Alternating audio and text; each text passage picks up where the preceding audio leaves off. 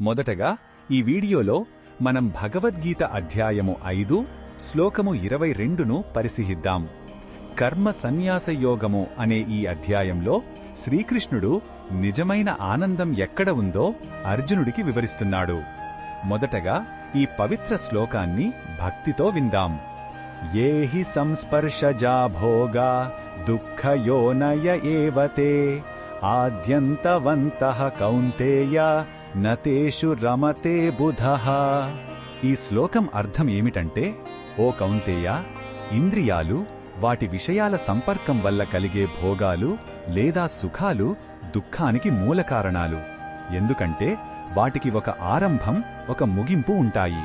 అందువల్ల వివేకం గల జ్ఞాని వాటిలో ఆనందాన్ని వెతకడు.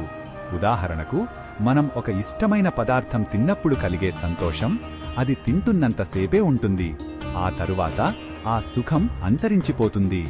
అందుకే ఇలాంటి తాత్కాలిక సుఖాలపై ఆధారపడవద్దని భగవానుడు స్పష్టం చేస్తున్నాడు.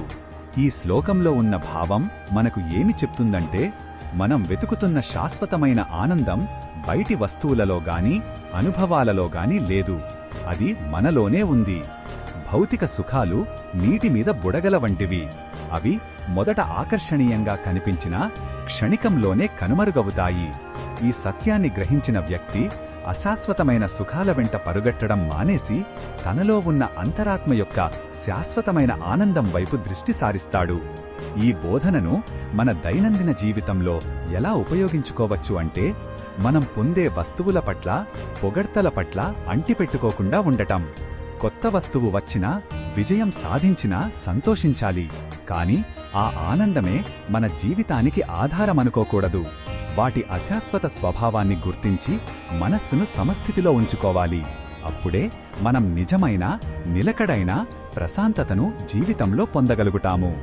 మరిన్ని భగవద్గీత శ్లోకాల అర్థాన్ని తెలుసుకోవాలంటే మా తదుపరి వీడియోలను తప్పకుండా చూడండి.